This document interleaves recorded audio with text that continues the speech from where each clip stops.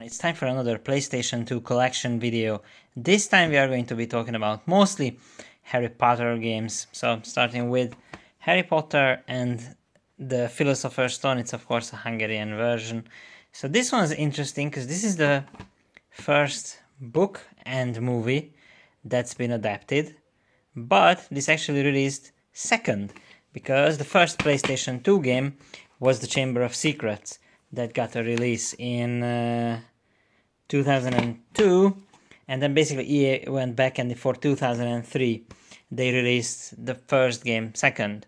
So it's weird, but basically it came out at the same time as the second movie, but the first movie's game was only on PlayStation 1. So when they had a free year basically between the film releases, they released this one in the engine of the Chamber of Secrets. And yeah, it's better in a lot of ways than the first, or I would say second Harry Potter game. It's confusing, man. But yeah, Chamber of Secrets, that's pretty cool. And it has, it already has like a advertisement for the third game, The Prisoner of Azkaban, I guess. Yeah, and at this time we have like a nice manual. It's in a new type of PlayStation case, as you can see. It doesn't have the memory card holder. But yeah, these are pretty fun games. At least these couple of them. There are some stealth in there. These are, I would say, decent games. I'm not a big fan of the PlayStation 2 games. I'm a big fan of the PS1 games though. And then they continued with this one. This is The Prisoner of Azkaban. I only have a platinum version, but at this point I really don't care. 2004. So yeah, 2003, 4, 2, 3, 4. This is the third game. It's darker. It has like, mini games, and it has iToy stuff. Yay, I guess. I don't know. I think with each movie, the series got darker and darker, and that's true also for the books, which I have read. But the games are varying in quality, to say the least. So the next one is the Goblet of Fire. This is game number 4, of course. AOL keyword, what the hell? And of course it's a platinum copy as well. This is a bit more, I guess they started marketing it with the movies in mind. So the characters are actually recognizable, and there's just a minimum. They just put the absolute minimum of putting the actual game screenshots on the cover, but yeah, that's not great. 2005, and then the next one was Harry Potter and the Order of the Phoenix, which is a weird one because it got localized in a bunch of countries that they didn't have localized Harry Potter games before. And I guess that was the time that EA started putting a lot of thought into games made in the native language of their countries. So like FIFA series started coming up with commentary in local languages that didn't have the languages there. And this game also is fully dubbed in Hungarian, for example. So you can play the entire game with the original voice actors of the voices who played the characters in Harry Potter. So that's pretty cool. And then last but not least, at least for this series, this is the Harry Potter and the Half-Blood Prince. This is the last one on PlayStation 2. I mean, these are basically like shooters. By the end of this sort of era, I guess the last couple of Harry Potter games became like, third-person shooters with the magic wands and whatnot. I don't know about these, but this is not every single Harry Potter game on the PlayStation 2, because there is one more, and this is Harry Potter Quidditch World Cup, which is, it's an EA games game, but it's actually a sports game based on Quidditch. I don't know, I tried this, it's fine, it's whatever. It came out in 2003, so in that year, there actually was 2 Harry Potter games on the PlayStation 2. That's pretty cool. And, but yeah, the game itself isn't really something to write home about. So just recently, now Warner Brothers is making the games, the Harry Potter games, internally. And like a year ago, they released another Quidditch game. I tried it. It's fine, whatever. It's an online game, more like a live service one. So I don't really care about that.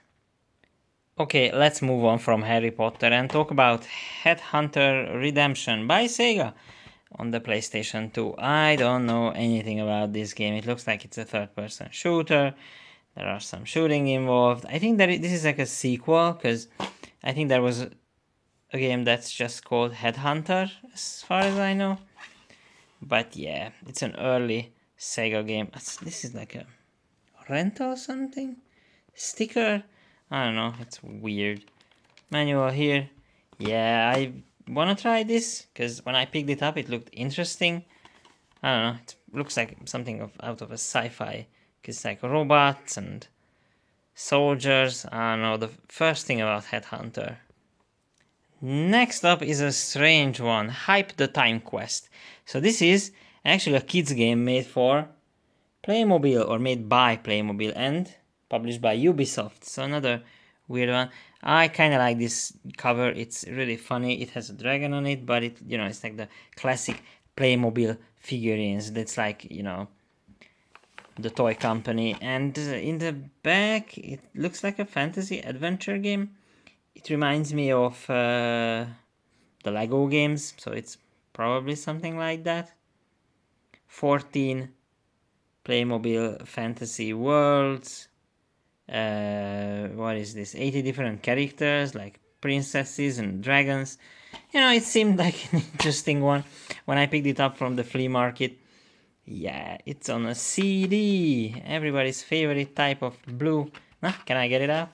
Yeah, everyone's favorite type of blue discs on the PlayStation 2. But this is a Deutsch version, so probably it's entirely in German, which is a shame. I only speak a little bit of German, so that's not really ideal for me.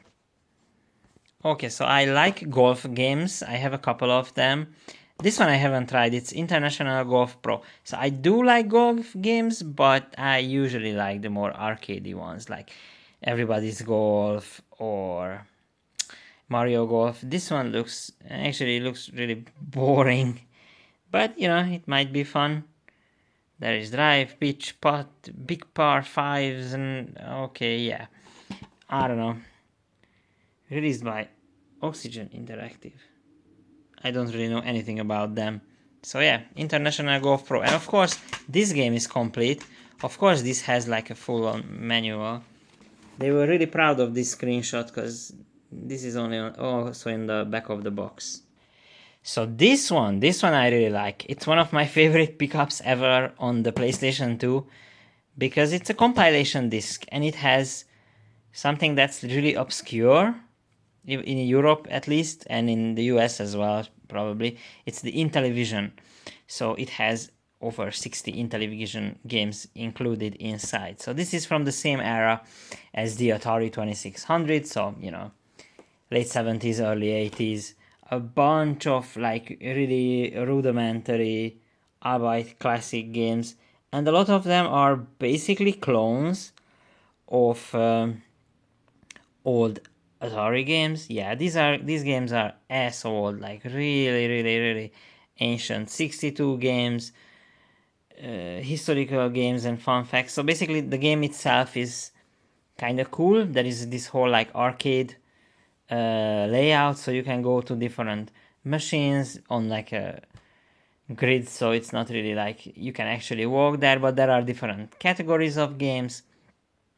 There is this catchy Intellivision song. I urge you to check it out on YouTube. It's really funny how he like sings about how he loves his Intellivision, and it's like a fantastic console. The problem with the Intellivision, I think it might be in the manual, but I'm not really sure, that the Intellivision had like a really radically different controller than the PlayStation 2. And when they say it's like optimized to the no, it's only the game list there, which is kind of awesome. So basically the controller is totally different from a PlayStation 2 controller. So some of the games don't really have intuitive controls.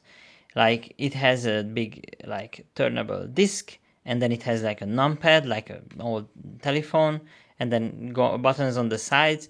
So some of these games really need the original controller for like optimal experience. How they got around it, it's weird. So there are is like basic controls, like how you can control the game, but also there is like an on-screen controller, so you can like toggle the buttons and whatnot, which works for some games, but it's not really the optimal way to play it. Anyway, Intellivision, the history of video games lives, is a fantastic release. And today, last but not least, it's Inspector Gadget's Mad Robot Invasion. Fox Kids and Dick, The Incredible World of Dick and LSP, which is I don't know who they are. This looks like an adventure game, like a there are some 2D platforming, some.